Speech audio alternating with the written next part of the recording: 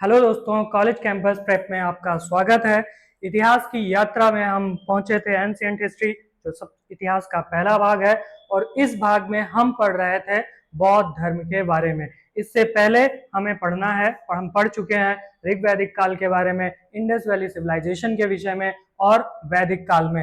अब हमारा जो चौथा लेक्चर है, जहां से एक क्वेश्चन 100% आ जाता है, वो है बौद्ध धर्म या फिर दूसरा है जैन धर्म। और ये दोनों धर्म आए पुनर्जागरण के बाद, रेनेसांस के बाद, जिसे हम पुनर्जागरण बोलते हैं। पुनर्जागरण आया क्यों? ये आया क्योंकि ऋग वैदिक काल के बाद जो उत्तर वैदिक काल आया, उसमें समाज में इतना भ्रष्टाचार आ गया, इतना करप्ट हो गया, इतना रूढ़वादिता आ गई। उसके बाद उनके उत्थान के लिए ये बौद्ध धर्म और दूसरा जैन धर्म आए। कई सारे धर्मों में आए थे, किंतु इन दोनों में जो एग्जाम में पूछा जाता है, ये दोनों काफी हाईलाइट हुए। विश्व में जैन धर्म भी फैला, बौद्ध धर्म भी फैला, तो उसके संस्थापक कौन थे, वो कैसे आगे फला फूला, उसका प्रसार कैसे हुआ, उसमें प्रथम उपदेश महात्मा बुद्ध ने कैसे दिया, उनके जीवन का परिचय जानेंगे, बौद्ध साहित्य के विषय में जानेंगे। ये सारी जानकारी हम बौद्ध धर्म से प्राप्त करेंगे इस अपनी आज की इस क्लास में जानेंगे। और यहाँ से एक क्वेश्चन अक्सर सीयूटी में भी आ जाता है, तो चलिए शुरू करते हैं। बौद्ध धर्म, तो बौद्ध धर्म में महात्मा बुद्ध, जिन्हें हम गौतम बुद्ध के नाम से भी जानते हैं, इन्हें गौतम बुद्ध क्यों कहा जाता है? तो गौतम इनका गोत्र था, इनका गोत्र था गौतम। ये गौतम गोत्र के क्षत्रिय वंश के थे, क्षत्रिय वंश। इनकी सब क्लैन थी शाक्य, उपवंश शाक्य थी, जैसे हम सब क्लैन कहते हैं, उपवंश। और इनकी जो मुख्य वंश था, प्रमुख वंश जो था इनका, वो था इक्ष्वाकु। इक्ष्वाकु इक्ष्वाकु वंश में इनका जन्म हुआ था। इनके पिता का नाम सिद्धोधन था, माता का नाम महामाया था। और इनकी माता इनके जन्म के 7 दिन के पश्चात ही मृत्यु हो जाती है। और उनकी माता की मृत्यु के पश्चात उनकी जो पालक माता थी, वो थी गौतमी प्रजापति। ये इनकी मौसी थी, गौतमी प्रजापति इनकी मौसी थी। आगे चल करके महात्मा बुद्ध ने, ये पहली महिला थी जिन्हें बौद्ध धर्म में दीक्षित किया था। जब एग्जाम में पूछा जाता है कि पहली महिला बौद्ध भिक्षुणी कौन थी, तो वो थी इनकी मौसी। दूसरी कौन थी? तो उनकी पत्नी थी। पत्नी का क्या नाम था? पत्नी का नाम था यशोधरा। और उनके अन्य नाम थे, उन्हें बिंबा के नाम से भी जाना जाता है और उन्हें गोपा के नाम से भी जाना जाता है। उनका एक पुत्र था, सन था। उनके पुत्र का क्या नाम था? तो उनके पुत्र का नाम था राहुल। एक कंफ्यूजन आता है बीसीई और एडी, तो BCE before Christ era, AD anno domini era या आफ्टर डेथ। इन दोनों को कैसे डिफाइन किया गया है? तो 0 मान लेते हैं कि ईसा का जन्म कब हुआ था, 0 में हुआ था। यहाँ से आफ्टर डेथ चलता है, जो आज चलता है, इसे ईस्वी लिखते हैं। और इससे पहले का जो समय है वो है बीसीई, बिफोर क्राइस्ट एरा। इसे ही हम ईस्वी के नाम से, ईसा पूर्व बोलते हैं। इसे हम लिखते हैं ईसा पूर्व। तो इनकी मृत्यु कब हुई थी? तो यहीं पर जान लीजिए, इनकी मृत्यु हुई थी 483 ईसा पूर्व। कहाँ हुई थी ये आगे जानेंगे। ईसा पूर्व। इनके पुत्र का क्या नाम था? राहुल था। माता कौन थी इनकी? तो माता महामाया थी। इनकी पत्नी का नाम यशोधरा था। ये कौन से गणराज्य से बिलोंग करते थे? तो ये थे शाक्य। उस समय भारत में महाजनपद काल में 16 महाजनपद थे और 8 अन्य गणराज्य थे। विश्व का प्रथम देश था भारत, जहां पर गणराज्य की व्यवस्था हुई थी। और उन गणराज्यों में जो सबसे शक्तिशाली गणराज्य था, वो था वैशाली। और शाक्य मुनि क्यों कहा जाता है गौतम बुद्ध को? तो गौतम बुद्ध को शाक्य मुनि इसलिए कहा जाता था क्योंकि ये क्षत्रिय वंश के शाक्य शाखा में इनका जन्म हुआ था। तो शाक्य इनका वंश था, क्षत्रिय थे ये, और इसीलिए इन्हें गौतमी। कभी कभी इतिहास में मिलता है, साहित्य में, कि इनकी माता जो गौतमी प्रजापति थी, उससे उनका नाम पड़ा गौतम महाबुद्ध। और कभी कभी एक्चुअली में ये इनका जो गोत्र था वो गौतम था, इसलिए इन्हें गौतम बुद्ध कहा गया। आगे देखते हैं इनका प्रथम गुरु कौन था, ये किस वर्ष अपने जन्म के किस वर्ष में बाहर निकले, बिना अनुमति के निकले। महावीर स्वामी और गौतम बुद्ध में कंफ्यूजन आ जाता है कि अनुमति का, जो कंफ्यूजन आता है वो है अनुमति का। तो जो गौतम बुद्ध थे वो बिना अनुमति के घर से बाहर निकले थे, बिना अनुमति के। और जो महावीर स्वामी थे ये कौन थे, महावीर स्वामी थे जैन धर्म के 24वें तीर्थंकर, 23वें थे पार्श्वनाथ और 24वें थे महावीर स्वामी। तो महावीर स्वामी ने अपने बड़े भाई, इनके बड़े भाई थे, कौन थे ये जानेंगे जब हम जैन धर्म पढ़ेंगे। तो इनके बड़े भाई थे, उनकी अनुमति प्राप्त करके तब उन्होंने गृह त्याग किया था। तो ये एग्जाम में पूछा जाता है, गौतम बुद्ध बिना अनुमति के बाहर निकलते हैं और महावीर स्वामी अपने बड़े भाई की अनुमति लेकर के किस वर्ष निकले थे अपने जन्म के, तो 29वें वर्ष में निकले थे। और इनके पिता शुद्धोधन को जब इनका जन्म हुआ, इनकी माता की मृत्यु हो गई, तो उसके पश्चात दो ज्योतिष ऋषि थे, एक का नाम था कालदेव और दूसरे का नाम था कौंडिन्य। एग्जाम में पूछा जाता है कि दो ऋषि जो इनके जन्म से संबंधित भविष्यवाणी की थी कि या तो सिद्धार्थ कोई महा प्रतापी चक्रवर्ती राजा बनेगा या फिर कोई महात्मा बनेगा, सन्यासी बनेगा, इसकी भविष्यवाणी की, तो उनका नाम लिख लीजिए यहीं पर। पहले थे कालदेव और दूसरे थे कौंडिन्य। इन्हीं कौंडिन्य को आगे चल करके जिन पांच ब्राह्मणों को उन्होंने पहले सारनाथ में शिक्षा दी, उनमें से कौंडिन्य भी एक थे। और इन्हीं के साथ मिल करके इन्होंने तपस्या भी शुरू की थी, लेकिन कौंडिन्य और वो 5 ब्राह्मण, जिनमें से कौंडिन्य भी एक थे, छोड़ करके चले जाते हैं। उसके बाद वो अपनी तपस्या जारी रखते हैं और उन्हें ज्ञान की प्राप्ति हुई। इन्हीं कालदेव को ही ऋषि असित के नाम से भी जानते हैं। ऋषि असित या असित करके आता है, असित जानते हैं। इन्होंने भविष्यवाणी, इन्हीं दोनों ने भविष्यवाणी की थी इनके जन्म से कि ये कोई चक्रवर्ती राजा बनेगा या फिर कोई बहुत बड़ा सन्यासी बनेगा। तो इससे डर करके इनके पिता शुद्धोधन उन्होंने महल की 4 दीवारी से बाहर नहीं जाने दिया। अलग अलग मौसम के लिए अलग अलग महल बनवाए, अलग अलग उनके लिए व्यवस्थाएं की। उनका विवाह भी 16 वर्ष की आयु में कर दिया। उसके बाद उनको एक पुत्र रत्न की प्राप्ति हुई जिसका नाम राहुल था। उसके बाद भी उनका मन नहीं लगा और वो एक बार महल से बाहर निकल गए और वहां पर उन्होंने 4 दृश्य देखे। ये एग्जाम में काफी इंपॉर्टेंट है और पूछा जाता है वो कौन से 4 दृश्य थे जिन्हें देखा और देख करके उनके मन में वैराग्य उत्पन्न हुआ। तो जब वो महल से बाहर निकले तो ट्रिक है बुरो लास, बुरो लास। ये सीक्वेंस में पूछा जाता है कि सबसे पहले कौन सा देखा, फिर दूसरा दृश्य, तीसरा और चौथा दृश्य कौन था। इन 4 दृश्यों की जानकारी जो है वो है मध्यम निकाय। हम जानेंगे कि ये निकाय क्या होते हैं। 5 निकाय हैं, उनमें से एक मध्यम निकाय है। तो मध्यम निकाय में इसकी जानकारी दी हुई है। तो सबसे पहला दृश्य जो था वो था बूढ़ा, एक बूढ़े को देखा, फिर एक रोगी को देखा और फिर एक लाश को देखी और लास्ट में एक सन्यासी को देखा। और सन्यासी को देखने के पश्चात ही उनके मन में वैराग्य उत्पन्न हुआ।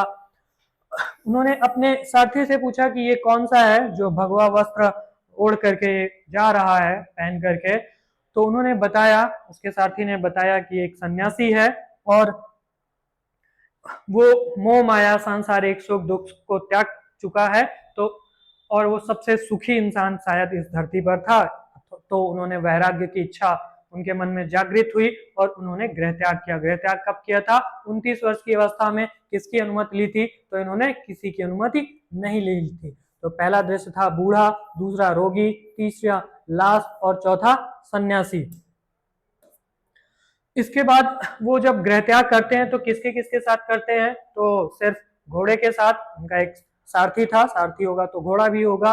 घोड़े का क्या नाम था और सारथी का क्या नाम था? तो घोड़े का नाम था कंठक और सारथी का नाम था छन्नक या छंदक। तो वो सबसे पहले कहाँ पहुंचे? जब कपिलवस्तु पिपराहवा जो जन्म हुआ था उनका सिद्धार्थनगर, कपिलवस्तु नेपाल की तराई या पिपराहवा वहां पर हुआ। तो वहां से जब वो निकले तो कहां पर निकल करके सबसे पहले गए और किससे मिले? तो उसकी भी ट्रिक है, उसे नोट करिएगा, और वो है अब वैशाली में राज की वेला है। अब वैशाली में राज की वेला है। अब से हम नोट करते हैं अनोमा नदी। ये अनोमा नदी कपिल वस्तु में है, अनप्रिय बाग, और यहीं पर छंदक, कभी कभी छन्नक लिख करके आता है, कभी कभी छंदक।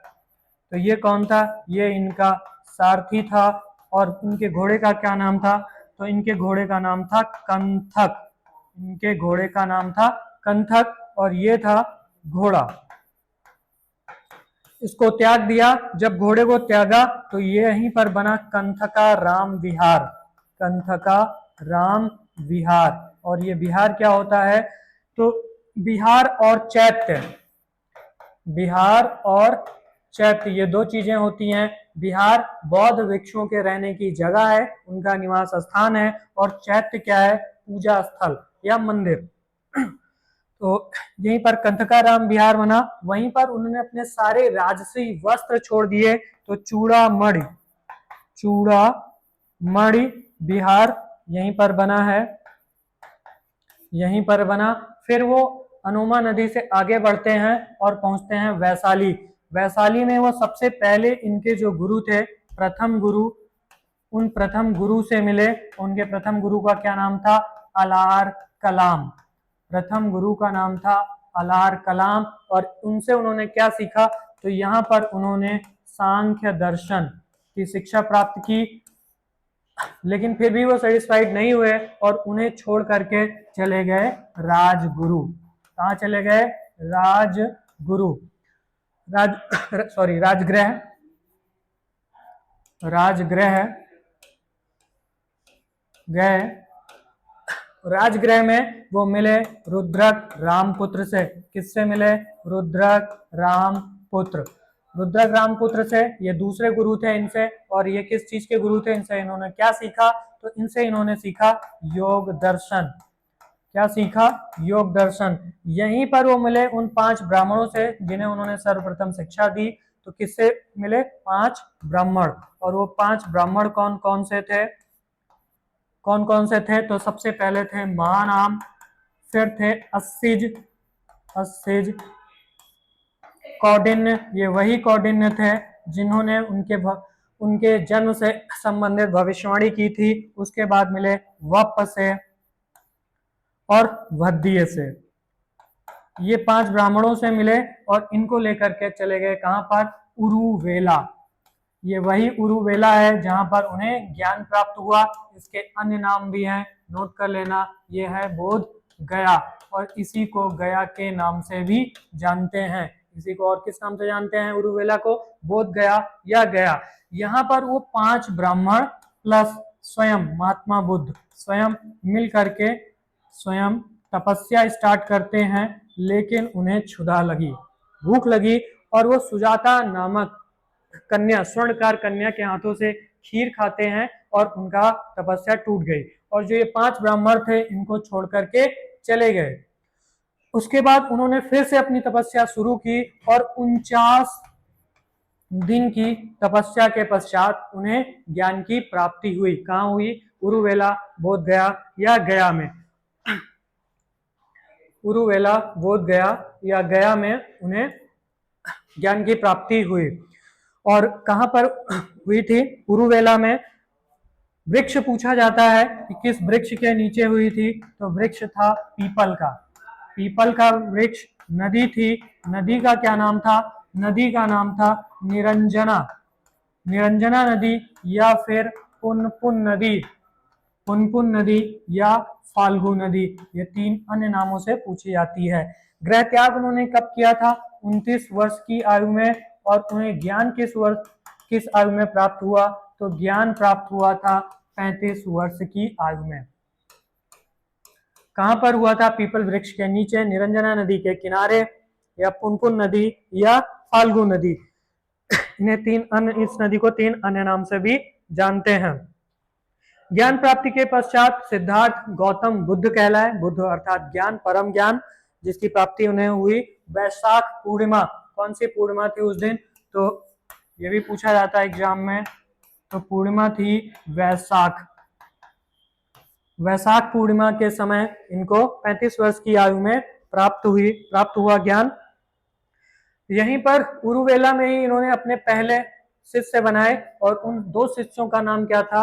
पहले का नाम था तपस, शिष्य थे इनके तपस और भल्लिक। इनके शिष्य नोट कर लेना, पहले शिष्य थे तपस और दूसरे थे भल्लिक। ये यहाँ ध्यान देने योग्य बात है कि तपस और भल्लिक इनके शिष्य जरूर थे, किंतु इन्हें पहला उपदेश नहीं दिया। जब उन्हें ज्ञान प्राप्त हो गया, तपस और भल्लिक को अपना शिष्य बना लिया। वहीं पर ये 4 हफ्ते, कहीं कहीं पर 7 हफ्ते मिलता है, बौद्ध साहित्य में 4 हफ्ते और हिंदू साहित्य में 7 हफ्ते मिलता है।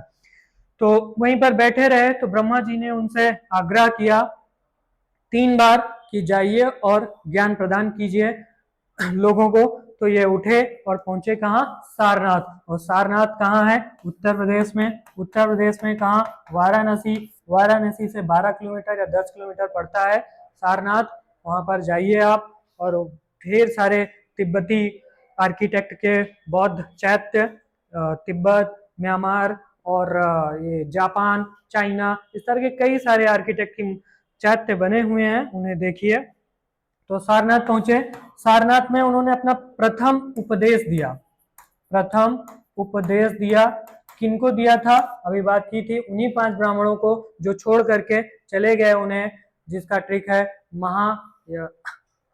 80 भद्दे कपड़े वापस किए। महानाम, अस्सेज, भद्दिये, कौंडिन्य और वप, ये 5 ब्राह्मणों को अपना पहला उपदेश दिया। साथ ही इनके अलावा भी एक छोटा बच्चा भी था और एक अन्य स्त्री भी थी जिसे उन्होंने वहां पर ज्ञान प्रदान किया था। तो सारनाथ को अन्य नामों से भी जाना जाता है। एक्चुअली सारनाथ में उन्होंने हिरण्य पार्क है, जिसे हम मृगदाव कहते हैं, मृगदाव, वहां पर उन्होंने ज्ञान प्रदान किया था। इसी सारनाथ को उस समय ऋषि पत्तनम, ऋषियों का बहुत बड़ा पत्तन था, बहुत सारे ऋषि वहां आते थे, इसीलिए उसे ऋषि पत्तन कहा गया। तो ऋषि पत्तनम नाम से भी उसे जाना जाता है। तो ये भी नोट कर लेना, इस सारनाथ को एक और नाम से भी जानते हैं और वो है ऋषि पत्तनम। ऋषि पत्तन या ऋषि पत्तनम ऐसे करके एग्जाम में पूछा जाता है। ये भी ऑप्शन में रह सकता है, जरूरी नहीं है कि सारनाथ ही रहो, मृगदाव भी रह सकता है या ऋषि पत्तनम भी रह सकता है। तो पहला उपदेश उन्होंने उन 5 ब्राह्मणों को दिया और वहीं से शुरू हुआ धर्म चक्र परिवर्तन। कभी कभी लिखकर आता है धम्म चक्र परिवर्तन, कभी कभी आता है धर्म चक्र परिवर्तन। धम्म पाली भाषा का शब्द है। इन्होंने जो अपना सबसे पहला उपदेश दिया और उसके बाद जितने भी उपदेश दिए तो सब प्राकृत, 2 भाषाएं थी उस समय प्रचलित समाज की, पहली थी प्राकृत और दूसरी थी पाली। तो सबसे ज्यादा जो इन्होंने अपना उपदेश दिया है वो पाली भाषा में दिया है। ये यहाँ पर नोट करने वाली बात है कि जो सबसे ज्यादा उन्होंने अपना उपदेश दिया है वो है पाली। और सबसे ज्यादा किस स्थान पर उपदेश दिया है? तो है श्रावस्ती। कौन सा स्थान है जहां सर्वाधिक उपदेश दिया है? वो है श्रावस्ती। ये भी नोट कर लेना। तो सबसे पहले कहां पहुंचे? इनके प्रथम शिक्षक थे अलार कलाम और द्वितीय शिक्षक थे रुद्रक रामपुत्र। अलार कलाम से क्या सीखा उन्होंने? सांख्य दर्शन। रुद्रक रामपुत्र से सीखा योग शास्त्र।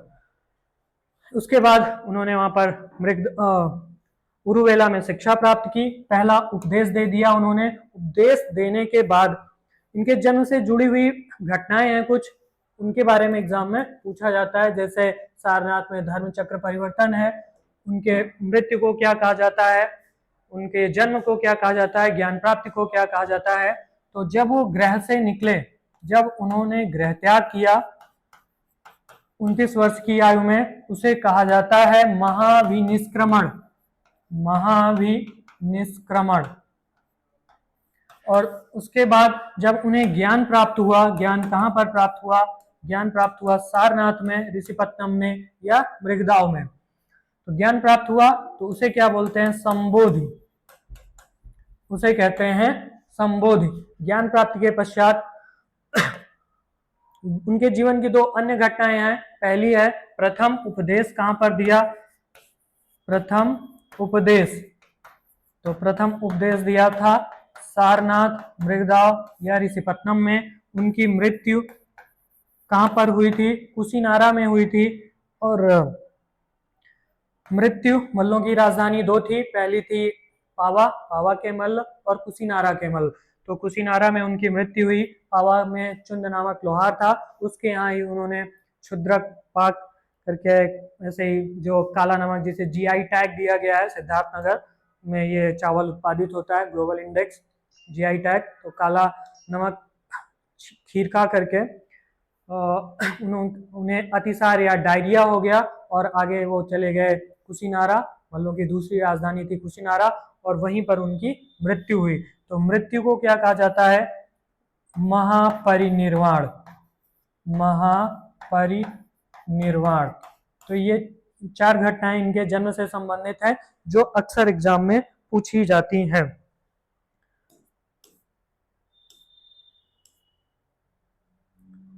Sarnath first sermon Shravasti, maximum sermon कहाँ इन्होंने अधिकतम उपदेश दिया? वो था श्रावस्ती। फर्स्ट लेडी कौन थी? तो हम बता चुके हैं पहले ही, इनकी मौसी गौतमी प्रजापति पहली लेडी थी, बौद्ध भिक्षु थी जो बौद्ध धर्म में दीक्षित हुई, जिन्हें दीक्षित किया। दूसरी कौन थी? तो दूसरी थी इनकी पत्नी यशोधरा, महात्मा बुद्ध की, गौतम बुद्ध की जो पत्नी थी यशोधरा, वो सेकंड लेडी थी, सेकंड लेडी जिन्हें गौतम बुद्ध ने बौद्ध धर्म में दीक्षित किया। ये भी नोट कर लेना। तो इसके बाद बोध गया और प्रथम उपदेश देने के पश्चात ये कहाँ गए? उसके बाद ये फिर से राजगृह गए और बिंबसार ने अपनी पत्नी क्षेमा के साथ गौतम बुद्ध का भव्य स्वागत किया और एक विहार, बिल्वन विहार इन्हें प्रदान किया। फिर आता है एग्जाम में जो सबसे ज्यादा पूछा जाता है, बौद्ध संगीत, ढेर सारी बौद्ध सम्मेलन हुए, 4 हुए कुल, उनमें 3 पिटक, सुत्त पिटक, विनय पिटक, अभिधम पिटक, ये 3 बौद्ध साहित्य हुए, प्रमुख बौद्ध साहित्य। इनकी रचना किसने की, कब की और कैसे हुई, ये जानते हैं। तो उससे पहले जान लेते हैं अष्टांगिक मार्ग के बारे में। और एग्जाम में बौद्ध धर्म और जैन धर्म, इन दोनों में डिफरेंस क्या था उससे संबंधित आता है कि इनका, जैसे हम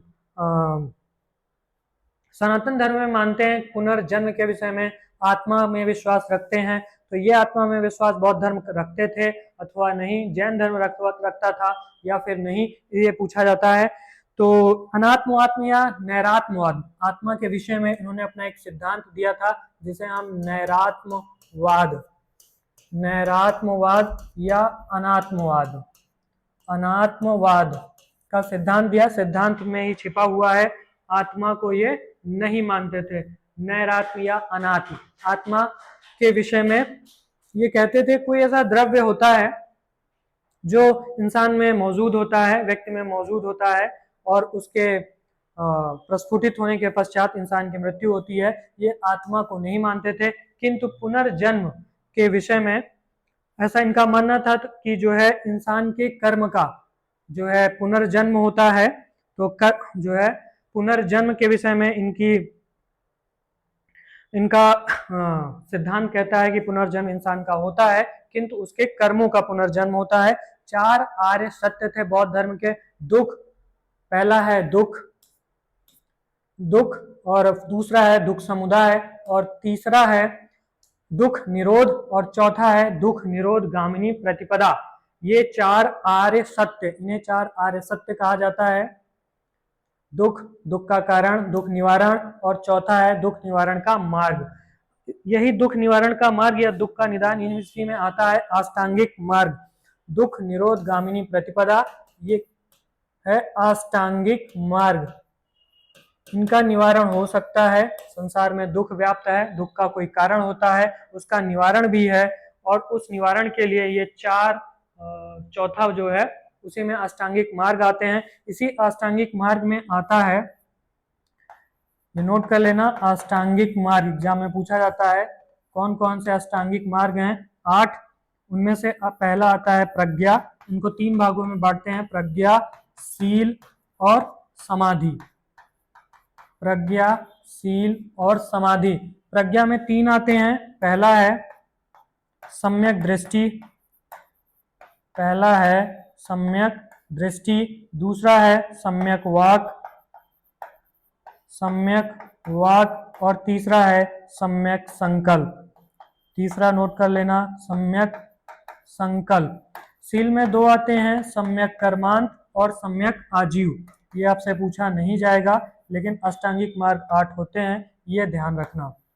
सम्यक आजीव और सम्यक कर्मांत, सम्यक कर्मांत।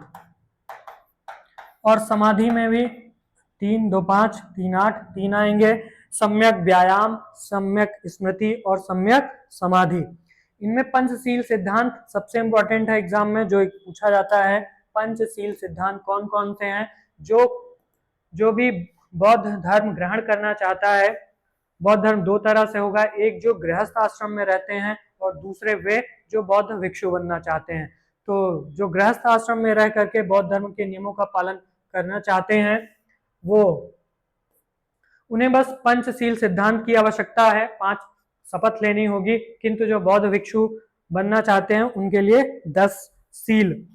तो पंचशील का सिद्धांत क्या था? और ये पंचशील सिद्धांत, इनमें पहला कौन सा है? सत्य, अहिंसा, अस्तेय, अपरिग्रह और ब्रह्मचर्य। ये 5 सिद्धांत हैं, पहला नोट कर लेना। पहला है सत्य, दूसरा है अहिंसा, सत्य अहिंसा, तीसरा है अस्तेय। अस्तेय क्या है? इसे कहते हैं चोरी ना करना, चोरी ना करना।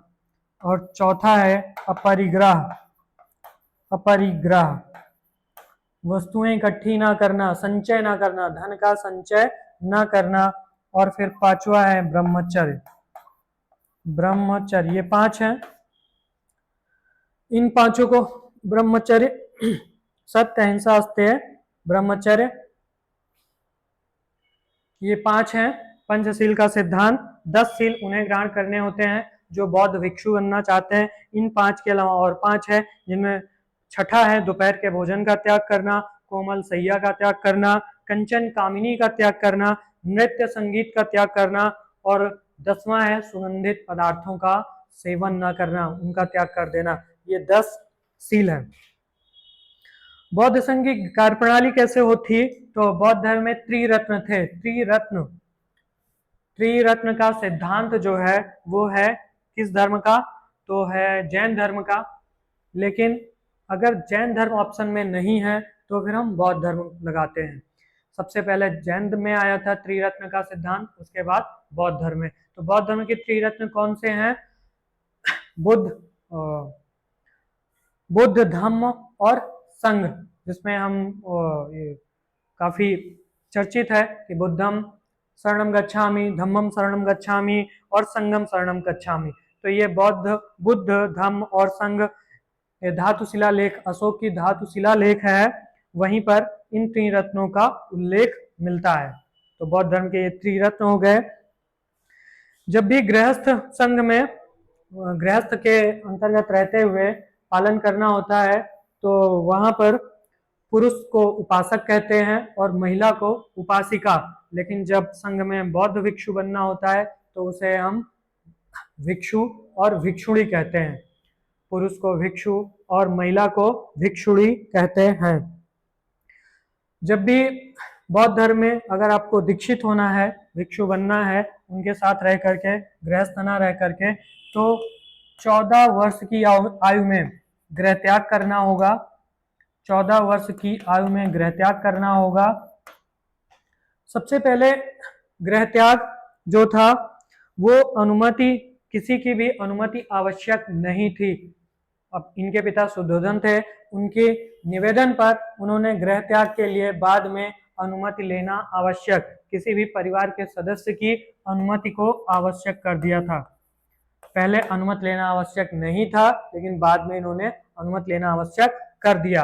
तो आगे चल करके श्रमणेर, जैसे पीएचडी करते हैं लोग, रिसर्चर होते हैं, तो वैसे ही 5 वर्ष तक किसी बौद्ध भिक्षु के अंतर्गत रहते हुए उसे बौद्ध संघ की क्रिया प्रक्रिया को पालन करना होता था श्रम, और उस समय वो श्रमणेर के नाम से जाना जाता है।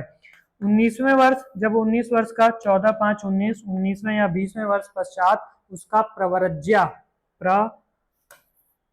प्रव्रज्या संस्कार होता था, और उसके बाद वो बौद्ध भिक्षु बौद्ध संघ में प्रवेश पाता था। बौद्ध संघ में प्रव्रज्या संस्कार के पश्चात उसे प्रवेश मिलता था।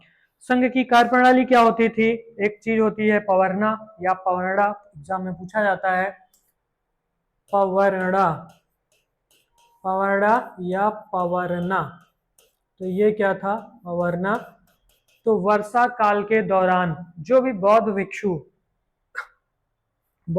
भिक्षु इस दौरान जो भी अपराध करते हैं, तो इस कार्यक्रम के अंतर्गत उसमें उसकी स्वीकृति, उसमें स्वीकार करते हैं और उसकी क्षमा मांगते हैं, तो उसी को बोलते हैं पावरण या पवर्णा संस्कार। बौद्ध संघ में किन किन लोगों का प्रवेश वर्जित था? तो उसमें वर्जित था वृद्ध का, जो भी वृद्ध व्यक्ति है वो बौद्ध संघ में प्रवेश नहीं पा सकता है। रोगी नहीं पा सकता था, चोर नहीं पा सकता था, ऋणी व्यक्ति, अगर आपने किसी से ऋण लिया है तो भी जो है बौद्ध संघ में प्रवेश नहीं मिलेगा। विकलांग व्यक्ति को नहीं मिलता था। पितृहंता, जिसने अपने पिता की हत्या की हो, उसे भी नहीं मिलेगा, और जो भी अपराधी हो उसे भी बौद्ध संघ में प्रवेश नहीं मिलेगा। तो इन कुल 8 लोगों को, रोगी, बीमार, सैनिक, वृद्ध, ऋणी, चोर, अपराधी, पितृहंता और विकलांग, इन व्यक्तियों को, कुल 8 ऐसे व्यक्ति थे जिन्हें बौद्ध संघ में प्रवेश नहीं दिया गया या ना देने की बात कही गई। फिर बौद्ध संगीति हुई। बौद्ध संगीत से क्वेश्चन आता है, ये महासंगीत और ये अभी बाद में जानेंगे। तो बौद्ध संगीति क्या थी? 4 सम्मेलन बुलाए गए बाद में, जब उनकी मृत्यु हो गई। मृत्यु कब हुई थी? तो 483 ईसा पूर्व में महात्मा बुद्ध की मृत्यु हुई। उसके पश्चात विभिन्न शासकों ने 4 अलग अलग बौद्ध संगीतियां बुलाई, और उनमें पहली, दूसरी, तीसरी और चौथी में जाकर के बौद्ध धर्म 2 भागों में टूट गया। पहला था हीनयान और दूसरा था महायान। तीसरी बौद्ध संगीत में ही महासंगिक और स्थीवर या थेरवाद इस तरह से बट गए थे, विवाद हो गया था, लेकिन आगे चल करके चौथी में उनका पूरी तरह से बटा हीनयान और महायान। हीनयान वे थे जिनमें जो परिवर्तन के विरोधी थे, और महायानी वे थे जो परिवर्तन चाहते थे। महायानी गौतम बुद्ध को देवता मानते थे, जबकि जो हीनयानी थे वो गौतम बुद्ध को एक पुरुष मानते थे। हीनयानी मांस मदिरा के सेवन का प्रतिबंधित करते थे, जबकि महायानी मांस के सेवन को समर्थक थे। तो 2 भागों में था। जो सबसे ज्यादा, जो इस समय विश्व में जो सबसे ज्यादा कंट्री में बौद्ध धर्म फॉलो होता है वो है महायान, और सबसे कम में जो फॉलो होता है वो है हीनयान। श्रीलंका और इंडोनेशिया, ये 2-3 कंट्रियां हैं कुल जहां पर बौद्ध के हीनयान प्रारूप को फॉलो किया जाता है। थाईलैंड और Burma, 4 country, Sri Lanka, Indonesia, Thailand और बर्मा, ये 4 देश ऐसे हैं जहां पर बौद्ध धर्म के महायान स्वरूप को हीनयान स्वरूप को अपना रखा है। बाकी सभी कंट्री में महायानी हैं। इसी में आता है कि बौद्ध संगीतियों कहाँ कहाँ हुई, कब कब हुई, पहली, दूसरी, तीसरी और चौथी, इनमें अध्यक्ष कौन था, स्थान कौन सा था और उपाध्यक्ष कौन थे। तो ये जो स्थीवर है और महासंगिक है, ये तीसरी बौद्ध संगीत में हुए। महासंगिक आगे चल करके बना महायान और स्थीवर बना थेरवाद। ये थेरवाद के नाम से भी जाना जाता है, और यही थेरवाद आगे चल करके हीनयान के नाम से जाना गया। ये चौथी बौद्ध संगीत में पूरी तरीके से स्पष्ट रूप से अलग हुए थे, तीसरी में केवल विवाद हुआ था। तो पहली, दूसरी, तीसरी और चौथी बौद्ध संगीति कहाँ हुई, एग्जाम में पूछा जाता है। तो चार्ट बना लेना, चार्ट बना करके पढ़ना काफी आसान रहेगा, एक बार में याद हो जाएगा। तो प्रथम फर्स्ट बौद्ध संगीति कहाँ हुई, सेकंड कहाँ हुई, थर्ड कहाँ हुई और फोर्थ कहाँ हुई, ऐसे चार्ट बना लेना। स्थान और समय, अध्यक्ष कौन था, अध्यक्ष कौन था, और अध्यक्ष और उपाध्यक्ष, उपाध्यक्ष केवल एक ही में रहे हैं, बाकी तीन में रहे नहीं हैं। तो पहली बौद्ध संगीति कहाँ हुई थी और उसका समय क्या था, तो पहली थी राजगृह, स्थान था राजगृह। दूसरी का स्थान था वैशाली, वैशाली। दूसरी महासंगीति कहाँ हुई, सम्मेलन कहाँ हुआ, वैशाली में। तीसरी पाटलिपुत्र में, पाटलिपुत्र अजातशत्रु के समय। और चौथी थी कुंडलवन ग्राम, कुंडग्राम, कभी कभी कुंडग्राम लिखकर आता है, कश्मीर, जिसे कनिष्क ने बुलाया था कश्मीर। तो चौथी हुई थी कश्मीर में कुंडलवन ग्राम या कुंडग्राम करके ऐसे आता है एग्जाम में। समय क्या था इनका, तो पहली थी 483 ईसा पूर्व, 483 ईसा पूर्व। यही 483 ईसा पूर्व में ही महात्मा बुद्ध का जन्म हुआ था। इसे ठीक 100 वर्ष पश्चात अर्थात 383 ईसा पूर्व, ईसा पूर्व में दूसरी बौद्ध संगीति हुई। तीसरी हुई थी कहीं कहीं पर मिलता है 251 और कहीं कहीं पर मिलता है 247। तो दूसरी बौद्ध तीसरी बौद्ध संगीति पाटलिपुत्र में हुआ, जिसे अजातशत्रु ने बुलाया। यहाँ पर शासक भी लिख लेना, किसके समय में हुआ था, किसने बुलाया, किसने, आयोजक कौन था। तो तीसरी हमने लिखा समय क्या था, पाटलिपुत्र में हुआ 251 247 ईसा पूर्व में। चौथी थी कुंडलवन ग्राम में, ये कुंडग्राम कश्मीर में। और ये समय कब था, तो प्रथम सदी, प्रथम सदी ईसा पूर्व, BCE, बिफोर क्राइस्ट एरा, या ईसा पूर्व में। अब यहाँ पर इसमें अध्यक्ष कौन कौन थे, तो पहले में थे महाकश्यप, पहले के अध्यक्ष थे महाकश्यप, पहली बौद्ध संगीति महाकश्यप। और सॉरी, इसे किसने बुलाया था, पहली को ही बुलाया था अजातशत्रु ने, अजात शत्रु, पहली बौद्ध संगीति बुलाई थी। शासक कौन था उस समय, अजातशत्रु ने।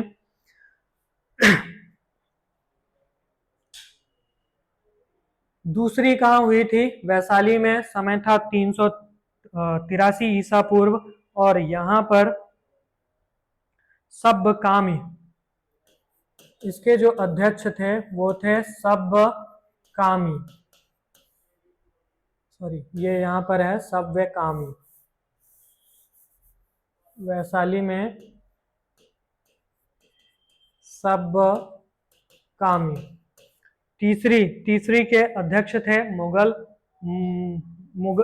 मुगल पुत्र तिस, मुगल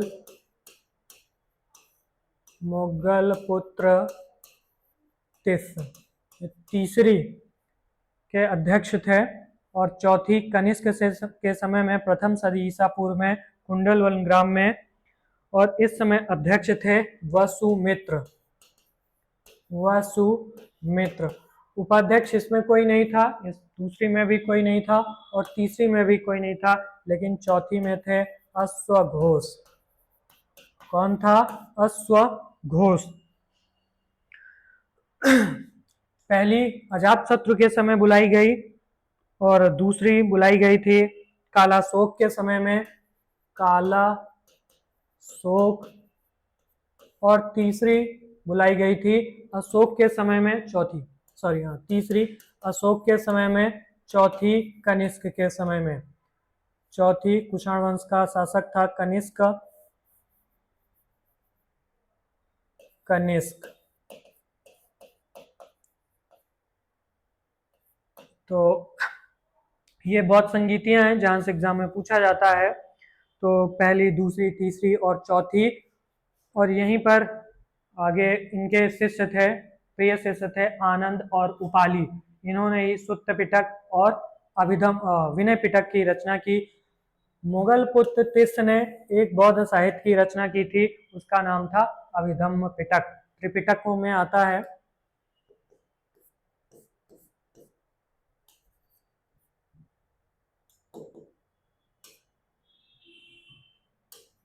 तीन पिटक कौन कौन से? विनय पिटक, सुत्त पिटक, विनय पिटक और अभिधम पिटक। इन तीनों में है क्या, ये एग्जाम में पूछा जाता है। तो सुत्त पिटक में है गौतम बुद्ध के सिद्धांत। विनय पिटक में क्या है? विनय पिटक में है आचार्य और नियम, संघ के आचार्य और नियम। अभिधम पिटक में क्या है? गौतम बुद्ध के दर्शन। पहला क्या है? सुत्त पिटक, और उसमें क्या है? गौतम बुद्ध के सिद्धांत और शिक्षाएं।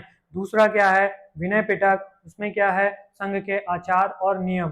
तीसरा क्या है? अभिधम पिटक, और उसमें क्या है? गौतम बुद्ध की शिक्षाएं। तो ये तीन पिटक आते हैं, सुत्त पिटक, विनय पिटक और अभिधम पिटक।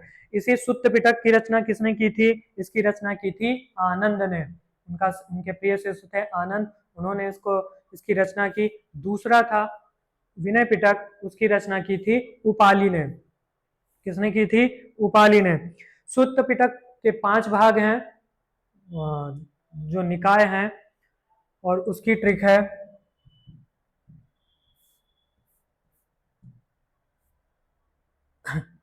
5 निकाय हैं। सुत्त पिटक 5 भागों में बटा है। सुत्त पिटक 5 भागों में बटा है। पहला है, ट्रिक लिख लेना, ए के, मेरा नाम है आलोक कुमार, तो ए के, और मैं बनने वाला था एसडीएम, एसडीएम, अब तक नहीं बना हूं, बन जाऊंगा तो फिर आगे बताऊंगा। ये है ए से अंगुत्तर निकाय, अंगुत्तर निकाय, ये ट्रिक है ए के एसडीएम। दूसरा है खुद्दक निकाय, खुद्दक निकाय। फिर है संयुक्त निकाय, संयुक्त निकाय। चौथा है दीघ निकाय, दीघ निकाय। और पांचवा है मध्यम निकाय, मध्यम निकाय। इसी मध्यम निकाय में वो 4 दृश्य हैं जिन्हें देखने के पश्चात गौतम बुद्ध, महात्मा गौतम बुद्ध बने, सिद्धार्थ महात्मा गौतम बुद्ध बने, वो है मध्यम निकाय। ये एग्जाम में पूछा जाता है। तो सुत्त पिटक के 5 भाग हैं, उसे निकायों में बांटा गया है। तो हम फिर से एक बार रिवाइज कर लेते हैं कि वो कहाँ गए, कैसे गए, उनके पिता कौन थे। तो उनके पिता कौन थे? शुद्धोधन। माता कौन थी? महामाया। उसकी एक ट्रिक है, एग्जाम में अक्सर महावीर स्वामी और पार्श्वनाथ, इन तीनों में से कंफ्यूजन पैदा कर देता है। तो ट्रिक है, अब सत्र शुरू माया, अब सत्र शुरू माया। ये जैन धर्म के 23वें तीर्थंकर थे। कौन? पार्श्वनाथ, पार्श्वनाथ। फिर 24वें तीर्थंकर थे जैन धर्म के महावीर स्वामी, महावीर स्वामी। और शुद्धोधन। गौतम बुद्ध तीसरा, गौतम बुद्ध, इनके माता पिता की ट्रिक। तो अश्वसेन, पार्श्वनाथ के पिता का क्या नाम था? अश्वसेन। इनकी माता क्या नाम था? वामा देवी। 24वें तीर्थंकर जैन धर्म के कौन? महावीर स्वामी, उनके पिता थे सिद्धार्थ। यही हमें कंफ्यूज करता है। सिद्धार्थ गौतम बुद्ध के बचपन का नाम था, जबकि महावीर स्वामी के पिता का नाम था। इनकी माता क्या नाम क्या था? त्रिशला। इनकी माता का नाम था त्रिशला। गौतम बुद्ध के पिता क्या नाम था? शुद्धोधन। और माता का क्या नाम था? महामाया, महामाया। इनकी माता की मृत्यु जब ये जन्म के 7वें दिन ही हो गई, 7 दिन पश्चात हुई। और इनका पालन पोषण किसने किया? गौतमी, इनकी मौसी गौतमी प्रजापति, प्रजापति, और वही पहली महिला थी जो बौद्ध धर्म में गौतम बुद्ध ने जिन्हें दीक्षित किया। दूसरी महिला कौन थी? तो वो उनकी पत्नी यशोधरा थी। उनकी पुत्र का क्या नाम था गौतम बुद्ध के? तो राहुल था। वो 4 दृश्य जिसे देखने के बाद उन्हें वैराग्य उत्पन्न हुआ वो थे बूढ़ा, रोगी, लाश और सन्यासी। ट्रिक क्या है? बुरो लाश। उसके बाद वो आगे कहाँ गए? तो उसकी ट्रिक थी अब वैशाली में राज की बेला है। हनुमा नदी गए और किस वर्ष निकले थे? अपने आयु के 29वें वर्ष निकले थे। इनका विवाह किस वर्ष हुआ था? 16 वर्ष की आयु में यशोधरा से। पुत्र कौन था? तो राहुल थे। 29 वर्ष की आयु में जब ये निकले उसके बाद इन्हें हनुमा नदी पर इन्होंने अपना चूड़ामणि छोड़ दिया, अपने राजसी वस्त्र छोड़ दिए, चूड़ावन विहार बना। इनके घोड़े का क्या नाम था? कंथक, और कंथका राम विहार उससे बना। उसका उनके सारथी का क्या नाम था? तो छंदक था। उसके बाद वो वैशाली गए। वैशाली में वो अपने पहले गुरु से मिले अलार कलाम, और वहां पर उन्होंने क्या सीखा? तो उन्होंने सीखा सांख्य दर्शन। फिर दूसरे गुरु कौन थे? दूसरे गुरु थे उनके रुद्रक रामपुत्र, उनसे सीखा उन्होंने योग दर्शन। और वहीं पर उन 5 ब्राह्मणों से मिले जो आगे चल करके जिन्हें उन्होंने पहला उपदेश दिया। कहाँ दिया था? सारनाथ में। तो उरुवेला में उन्होंने पीपल वृक्ष के नीचे निरंजना नदी, फाल्गु नदी या फिर पुनपुन नदी के पास पीपल वृक्ष के नीचे वैशाख पूर्णिमा को अपने तपस्या के 49वें दिन उन्हें ज्ञान प्राप्त हुआ, और ज्ञान प्राप्त के पश्चात उन्होंने वहीं पर उरुवेला में या बोध गया में अपना पहला शिष्य और दूसरा शिष्य बनाया तपस और भल्लिक। लेकिन इन्हें अपना पहला उपदेश नहीं दिया था। उसके बाद वो सारनाथ गए।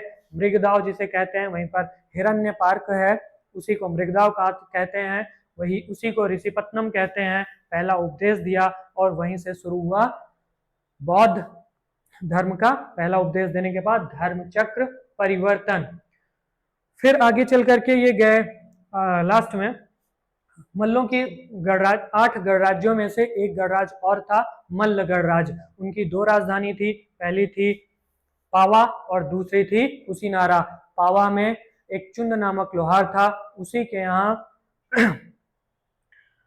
यहाँ काला नमक जो चावल है सिद्धार्थनगर का, जिसे जीआई टैग दिया गया है, उसी को सूकर मद्यप नाम की एक डिश थी, उसी को खा करके वो बीमार पड़े और इन्हें हुआ क्या था? अतिसार, डायरिया, वोमिटिंग और लूज मोशन ये स्टार्ट हुआ। और फिर ये चले गए मल्लों की दूसरी राजधानी कुशीनारा और वहीं पर इनकी मृत्यु हुई। इनकी मृत्यु बौद्ध धर्म में इसे क्या कहा गया? मृत्यु को महापरिनिर्वाण। और मृत्यु के पश्चात इनके गौतम बुद्ध के अवशेषों को लेकर के विवाद हुआ, और उस विवाद के पश्चात इसकी जानकारी मिलती है सुत्त पिटक के दीघनिकाय में। और एक द्रोण नामक व्यक्ति था, तो उन अवशेषों को, भग्नावशेषों को कुल 8 लोगों को बांटा था, और उनमें से मगध के अजात शत्रु थे, फिर थे कपिलवस्तु के शाक के, वैशाली के लिच्छवी, पावा के मल्ल, कुशीनारा के मल्ल, और फिर अल्लकप के बुलिये, इस बेठ द्वीप के ब्राह्मण। इन 8 लोगों को कुल ग्राम के को लिए 8 लोगों को उनके अवशेषों को दिया। तो ये थी हमारी आज की चौथा लेक्चर बौद्ध धर्म के विषय में। इसे थोड़ा और आगे भी पढ़ना चाहें तो इससे हम लगभग 15 से 20 क्वेश्चन जो है इस पर करेंगे। तो ये हमारी रही बौद्ध धर्म की क्लास। तो इससे जो भी क्वेश्चन होगा जरूर पुटअप कीजिएगा, हम उसका आंसर देंगे। तो थैंक यू, धन्यवाद, बाय बाय।